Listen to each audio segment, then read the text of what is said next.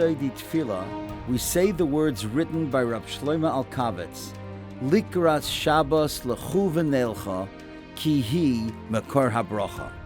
Let us go to welcome the Shabbos, for it is the source of blessing.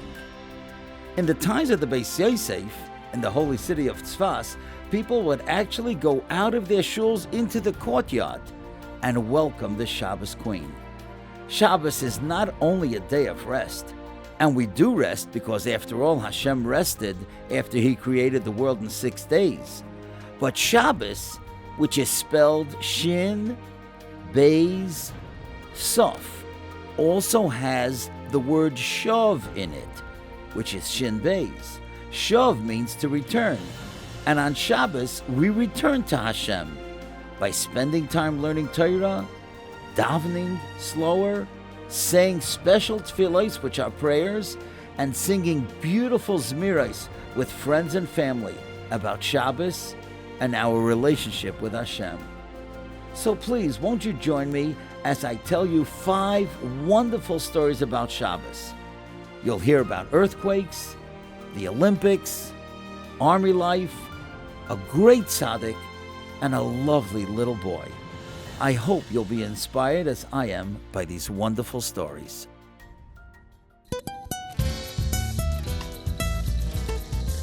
There's a fellow in Mexico.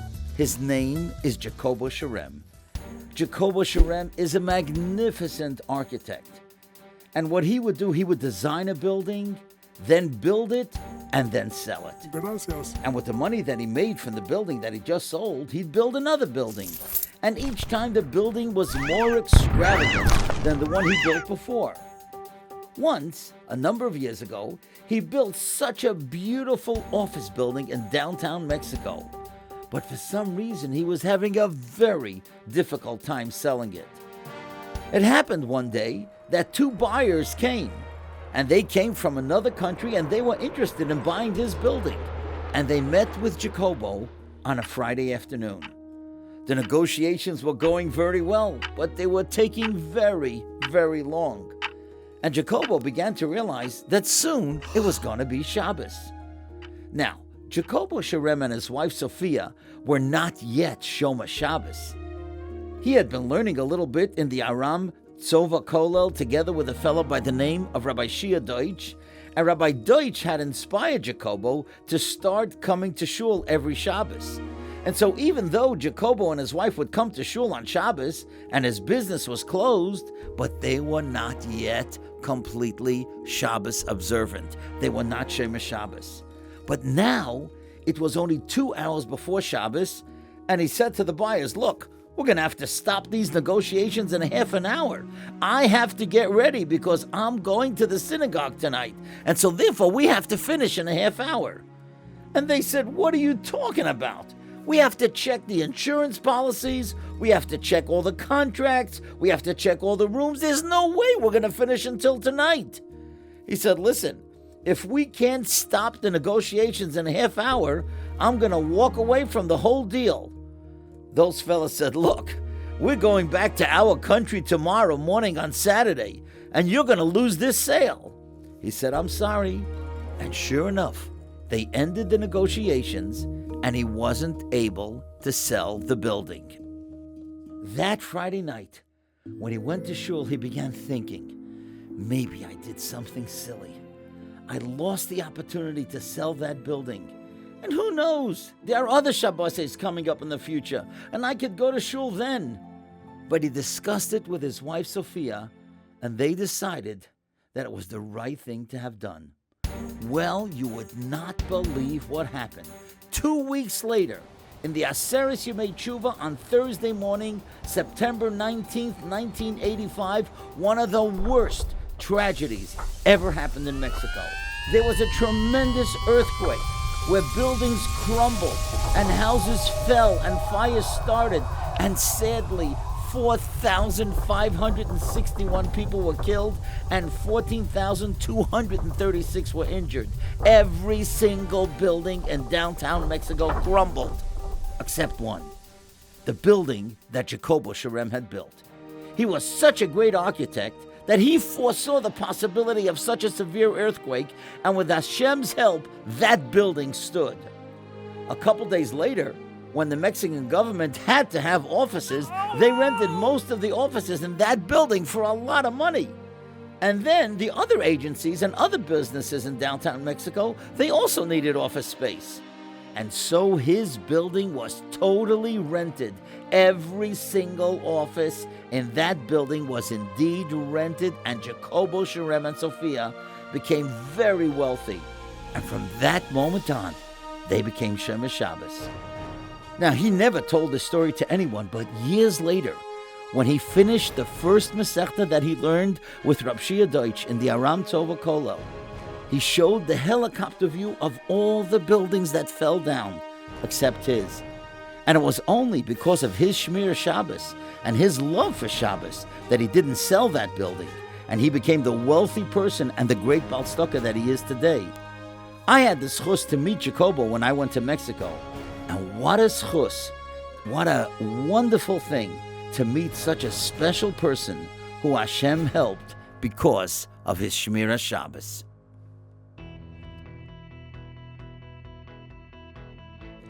In 1966, Sam Zeitlin of Brooklyn was a member of the American national cycling team. He was a great cyclist, and he even won the 1965 New York State Sprint Championship. He was known as the Jewish boy. Well, that wasn't always so good, because there were many people on the team that didn't like him because he was Jewish, and they made many anti-Semitic remarks at him. In 1967, he was in the Grand Prix of the Americas in Northbrook, Illinois. He actually finished first, but as he went over the finish line, he had his hands off the handlebars. He raised his hands in victory, and they disqualified him. They said that that was a very dangerous move because he had raised his hands before the finish line in victory, and that somehow endangered the spectators that were near the finish line. Well, Sam looked it up, and never before had they enforced that rule, and never afterwards. So now he felt that it was only because of the anti-Semitism that they ruled against him. And he knew that if he wanted to succeed as a great cyclist, he'd have to go somewhere else. So he decided to go to Eretz Yisrael. Now, in Eretz Yisrael, there were the Maccabeah Games, and he also became a champion in Eretz Yisrael. And as the years went on, he knew that in 1972, there would be the Olympics in Munich, Germany, and possibly Israel would send a cycling team to compete against all the other countries. During those years, he once went to the Kaisel at night, and as he was davening the little that he knew, he was not religious at the time, all he knew was the Shema Yisrael, and as he was standing there, he saw two young yeshiva boys, Chaim and David Goldberg. They had been former Talmidim in the Telz Yeshiva, and now they were learning by Rab David Soloveitchik in Yerushalayim. He got into a conversation with them, and they seemed very friendly. And they introduced him to a mutual friend, Rav Gershon Weinberger, who came from Chicago. Rav Gershon and Sam hit it off very well, and Rav Gershon would invite Sam many times Friday night, and soon he began giving Sam a warmth and a geschmack for Yiddishkeit. And one of the songs that Rab Gershon sang so often on Shabbos was that song, Shabbos Hayom Lashem. Shabbos is the day for Hashem. The song really got into the neshama, into the soul of Sam Zeitlin, that he started calling himself by his real Hebrew name, which was Shimon Paysach. And after a while, Rab Gershon Weinberger suggested to him, you know, I have a good friend, his name is Rab Noach Weinberg. He's opening up a yeshiva soon. It's called Yeshiva Mogen Avram. It's going to be in Bnei Brak. Would you like to join that yeshiva? And wouldn't you believe it? Sam, or now, as he was known, Shimon Paysach, became the 5th Talmud in that yeshiva, Mogen Avram. And eventually, that Mogen Avram yeshiva moved to Yerushalayim, and it became the famous Eish HaTorah yeshiva of Yerushalayim. Now, Rab Noach Weinberg encouraged Shimon Paysach to continue his cycling, and he said, you could make a great Kiddush Hashem. Imagine, a frum boy is going to reach the Olympics, and who knows, if you win a gold medal, that would be a tremendous Kiddush Shem Shemayim all around the world. And so he would learn in the morning, and in the afternoon he would practice his cycling on the Tel Aviv highways. He did his pedaling, his calisthenics, his jumping rope, riding hills, and he was going very, very well. Ultimately, the time came to take that test to see who could make that cycling team that would go to the Olympics. But the final testing to see who could make the team was held on Shabbos. That test was going to be held on Shabbos, and when Shimon Paysach realized this, he said to the head of the cycling team, to the coach, we can't do that on Shabbos, that's Chilul Shabbos. Let's do the testing any other time. And the coach said to him, listen to me. This is how we do it in Israel. We're not going to change even for you. And Shimon Paysach said, you're not going to be able to send a team if I'm not on your team, and you know that. And the coach still wouldn't budge. And sure enough, he didn't go to the final testing. And although they were able to put together a cycling team, but they did not send a cycling team to the Olympics in Munich because they knew that without Sam Zeitlin, there was no chance that they could win. Well, many of you know that in Munich, Germany in 1972, Israel did send some teams. They sent a fencing team, a wrestling team, and a rifle shooting team. And Nebuch, 2 of the Israeli athletes were kidnapped and they were killed by Palestinian terrorists.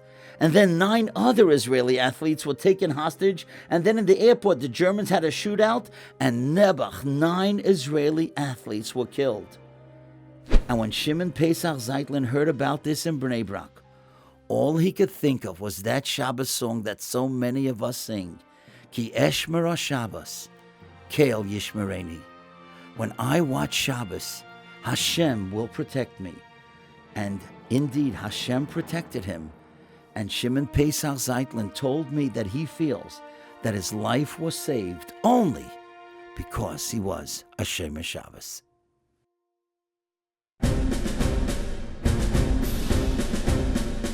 In 1953, the United States was involved in a war against Korea.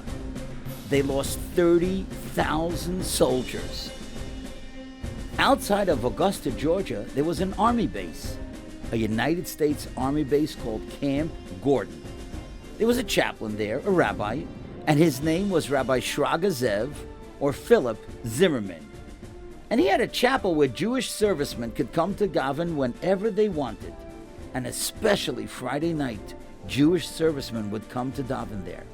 One Friday night, the Jewish serviceman came to him and said, Chaplain, I need your help desperately.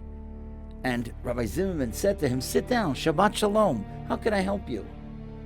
And the serviceman said very nervously, Chaplain, I have 3 letters here. The first letter says that I'm supposed to be transferred to Korea Sunday morning. But I have 2 other letters. These letters are from my parents' heart doctors. They're cardiologists. I have elderly parents and I am an only child. We all survived the Second World War, the Holocaust, together. And if they find out that I have to be transferred to Korea, they will die from fright, from a heart attack. Please get me a compassionate transfer. Rabbi Zimmerman said, I don't know how I can do that. We're in the middle of war, but I'll do whatever I can. The next morning, of course, was Shabbos morning, and of course, Rabbi Zimmerman couldn't drive. It was Shabbos. So he walked 6 miles to the head of the army base to see General James. James was surprised to see Rabbi Zimmerman so early in the morning, and he said, Rabbi, what are you doing here so early in the morning? And Rabbi Zimmerman said, I have a great favor to ask of you. And he told him the story about the serviceman from New York who survived the Holocaust with his elderly parents and that he was supposed to go to Korea on Sunday morning. He said, General, I'm asking you for a compassionate transfer for the serviceman because of the ill health of his elderly parents.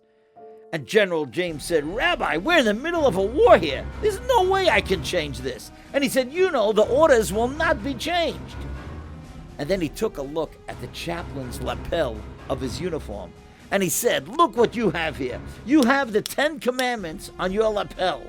They're made out of stone.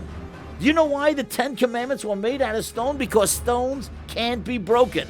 And my laws are like stone, and they cannot and will not be broken. And so therefore there's no transfer and no reassignment.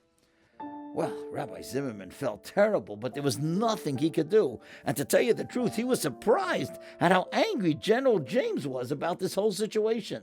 And as the general watched the chaplain go out, he said to him, "Chaplain, where's your Jeep?" He said, "Sir, I have no Jeep." He said, "What do you mean you have no Jeep? You walked here at 6 miles from where you're stationed." He said, "That's right, General. I walked here 6 miles, and I'll walk back 6 miles. It's my Sabbath. I just wanted to help that serviceman, but I can't get into a Jeep on my Sabbath." Well, General James could just not believe that. General James pointed to Rabbi Zimmerman and said, "Come back in here." And when Rabbi Zimmerman came into the office, General James picked up the telephone and he said, "Get me Colonel Wright." Colonel Wright was the second in command. "Listen to me, Colonel. I give you the order right now that the serviceman from New York should be transferred to Governor's Island. And with my instructions, he must visit his elderly parents every night in New York and make sure that my orders are carried out." Well, Rabbi Zimmerman was stunned. He just couldn't believe it. And of course, the whole thing happened only because General James saw the unbelievable Shmira Shabbos that this Rabbi Zimmerman was willing to do, and the Kiddush Hashem that he made. And that's what affected General James, who said that his laws were not going to be changed. Well, we learned from this something very special, that when someone is Makadeh Shabbos, someone keeps Shabbos holy, everyone, Yidden and non-Jews alike, are impressed, and a great Kiddush Hashem is made.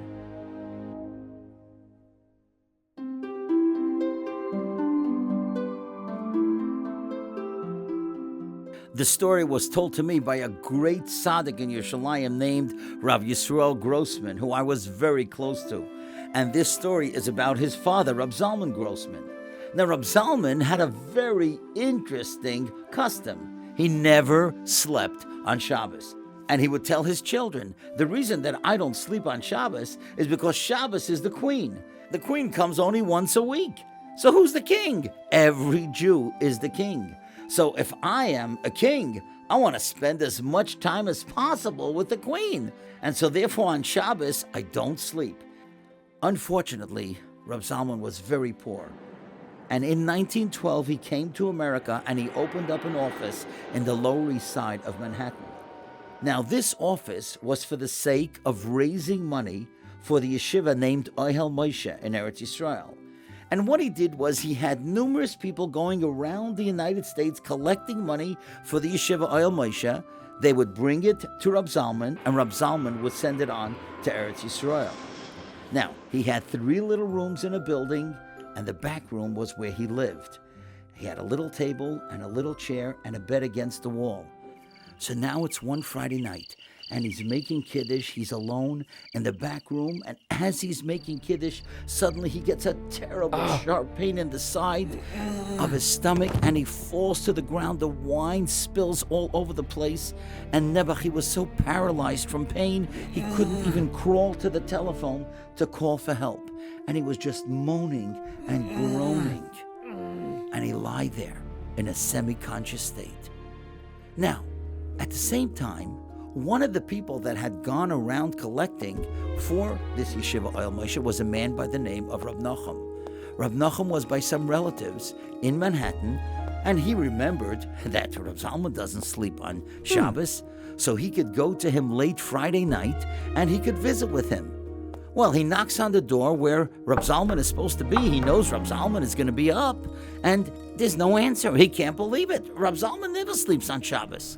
So he puts his ear to the door, and he hears groaning and moaning, and he realizes somebody's in pain. There's something terrible. And he knocks on the door again. He says, Rav Zalman, are you okay? And when there's no answer, he gets 2 policemen. They come up, and they start listening also, and they hear moaning and groaning, and they smash down the door, and they saw Rav Zalman lying on the floor. They quickly rushed him to the hospital, and wouldn't you know it, he had an emergency appendix operation. And the doctor said afterwards that if he would have been on the floor another half hour, he could have died. He was saved, miraculously. And you know something? On Motzei Shabbos, Rab Nachum came to visit Rab Zalman in the hospital. And Rab Zalman said a remarkable thing. He said, how did I get to be saved? Because you, Rab Nachum, came to visit me. Because you knew that I don't sleep on Shabbos. Because I have a certain zehirus, a certain care and love for Shabbos. And we know that song, Ki Eshmer Shabbos, Kel Yishmereni. When a person observes Shabbos, Hashem will watch. And because I observed Shabbos in this very special way, Hashem brought you to me, and that was how I got saved. And we learn a great lesson from this. Rabbi Yisrael Grossman told me, Rabbi Yisrael, who was the son of Rab Zalman, we see that if you observe the Shabbos and you beautify the Shabbos and you consider it so special, Hashem will protect you. Let us all make a commitment in our Shabbos observance so that we should merit that Hashem should protect us in the most beautiful and precious and safe ways.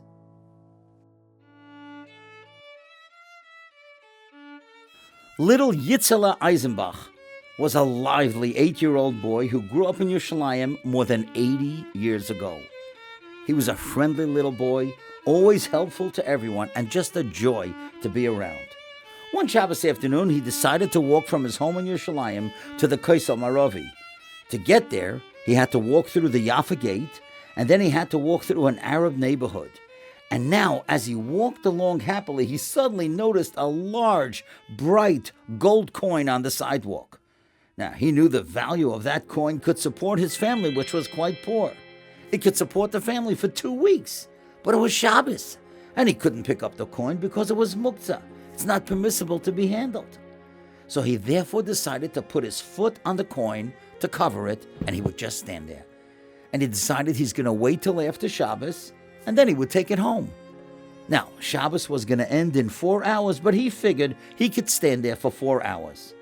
Well, he was standing there for a while, trying not to make himself obvious, and then an older Arab boy came over to him and he said, "Hey, what are you doing there, just standing there?"